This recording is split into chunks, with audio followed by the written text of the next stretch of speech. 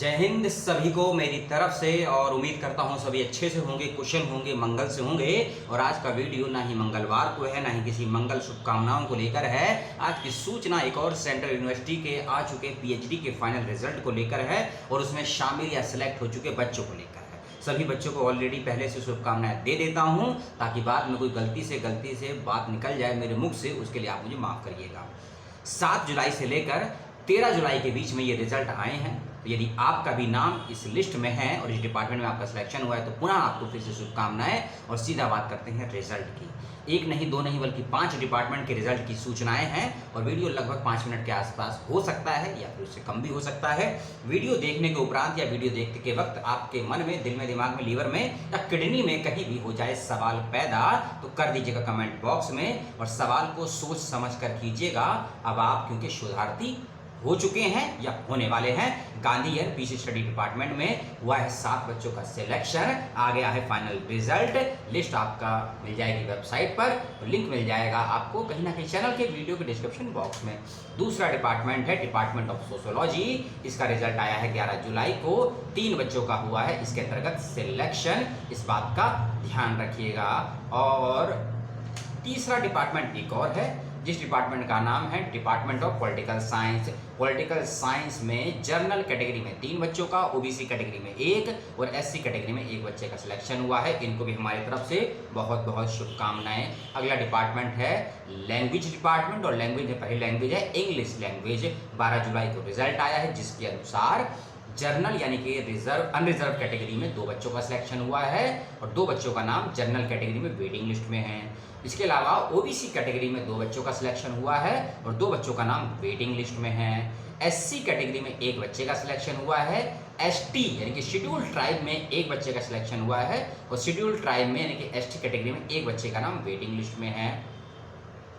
अभी मैं आपको डिपार्टमेंट और बच्चे बता रहा हूँ, बाद में मैं आपको फीस के बारे में बताऊंगा, ठीक है। अगला डिपार्टमेंट है डिपार्टमेंट ऑफ मैनेजमेंट स्टडीज। 12 जुलाई को ये नोटिफिकेशन आया है इसके बारे में और इसके डिपार्टमेंट में 1 2 3 4 एक और 5 है, शायद 6, हाँ 5 बच्चे सिलेक्ट हुए हैं डिपार्टमेंट ऑफ मैनेजमेंट में, जिसमें से 2 बच्चे हैं अनरिजर्व, 2 बच्चे हैं ओबीसी और 1 बच्चा है एससी कैटेगरी में। इनको भी हमारी तरफ से बहुत बहुत शुभकामनाएं। और एक नोटिफिकेशन जो कि आज ही आया है 13 जुलाई को, जिसका नाम है हिंदी विभाग। हिंदी विभाग में 3 बच्चों का चयन हुआ है जनरल कैटेगरी में, 2 बच्चों का चयन हुआ है इसमें, 1 बच्चे का चयन हुआ है एससी कैटेगरी में यानी कि एसटी जनजाति में, ठीक है। और 2 बच्चों का नाम वेटिंग लिस्ट में है जनरल कैटेगरी में। जनरल कैटेगरी में 3 बच्चों का सिलेक्शन हुआ है और जनरल कैटेगरी में 2 बच्चों का नाम वेटिंग लिस्ट में है। एससी कैटेगरी में 1 बच्चे का सिलेक्शन हुआ है। और अब बात करते हैं फीस की, ठीक है। और सभी को शुभकामनाएं हम दे चुके हैं। Department of Gandhi PC study में ये नोटिफिकेशन में एक फ़ोन नंबर दिया गया है, एक ईमेल आईडी दी गई है। उस फ़ोन नंबर ईमेल आईडी से संपर्क करके मालूम करिएगा कि जिन बच्चों का चयन हुआ है उन लोगों को फीस कब तक और किस माध्यम से सबमिट करनी है। डिपार्टमेंट ऑफ सोशियोलॉजी में भी ऐसा ही कुछ है, ठीक है। और डिपार्टमेंट ऑफ सोशियोलॉजी में फीस को लेकर कोई ईमेल आईडी फ़ोन नंबर नहीं है, डिपार्टमेंट का ही, उससे संपर्क करिएगा। एक और बात, डिपार्टमेंट ऑफ सोशियोलॉजी के विषय में लिखा गया है कि एसटी कैटेगरी में कोई बच्चा अवेलेबल नहीं था, ठीक है, एसटी कैटेगरी में। और एक बात कही गई है इसमें कि अनरिजर्व में 13 और एसटी कैटेगरी में 14, भी पता नहीं रोस्टर है, हाँ रोस्टर की बात कर रहा है। और 2 सीटें अभी खाली हैं इस डिपार्टमेंट में।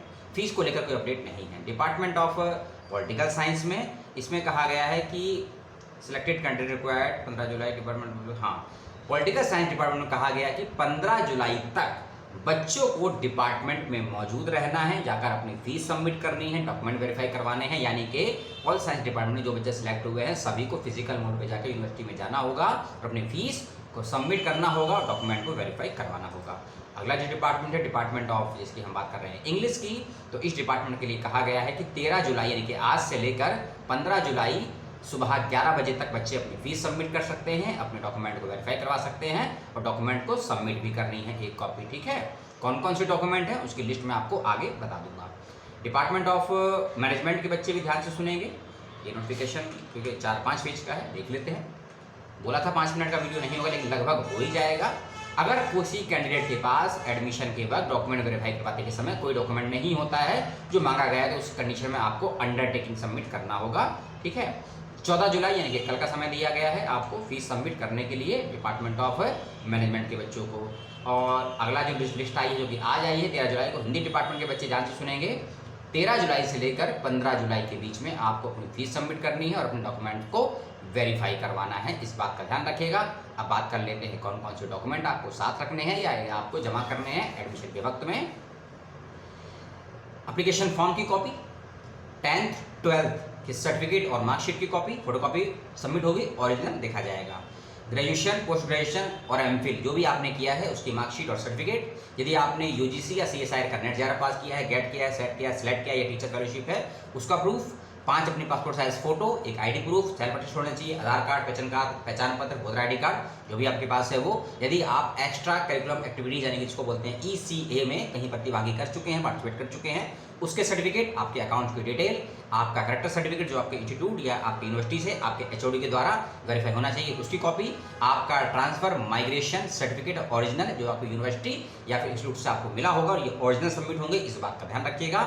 एफिडेविट यदि आपका गैप है पीजी के बाद 3 साल से ज़्यादा का, ठीक है, इसमें लिखा गया है कि affidavit for period gap over 3, over का मतलब बार, अगर 3 साल तक का है कोई दिक्कत नहीं, लेकिन 3 साल से ज़्यादा का यदि आपका गैप हो गया है पीजी और पीएचडी के बीच में तो आपको 100 रुपये के स्टैम्प पेपर पर, जिसपे एफिडेविट पे एक 10 का होता है, 50 का होता है, 100 का होता है, 100 रुपये के स्टैम्प पेपर पर आपको एक एफिडेविट में कुछ बातें देनी हुई कि आपका गैप कब से कब तक है, क्यों हो गया, उसके रीजन वगैरह।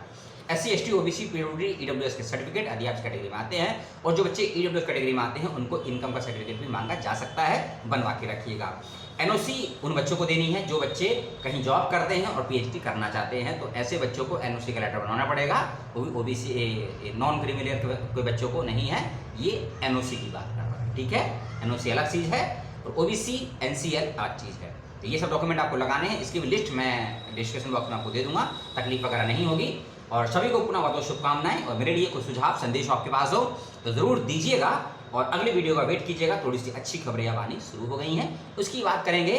और 3 सेंट्रल यूनिवर्सिटी के पीएचडी के फॉर्म भी आ गए हैं, अलग अलग वीडियो में बात करेंगे, क्योंकि एक वीडियो में सब कुछ बताना संभव मेरे लिए तो है, समझना आपके लिए असंभव सा हो जाएगा, फिर आप सवालों की भरमार कर देंगे। तो इसीलिए 3 वीडियो आपको आज या कल और मिल जाएंगे। पीएचडी के एप्लीकेशन फॉर्म के अच्छी खासी सीटें आई हैं, अच्छे सब्जेक्ट भी हैं, तो कौन सी यूनिवर्सिटी है, कौन सा विश्वविद्यालय है, कमेंट करके मुझे बताइएगा। ये सस्पेंस तो कल हम खोल ही देंगे। बहुत बहुत धन्यवाद समय देने के लिए सभी को, मेरा पुनः जय हिंद, सलाम।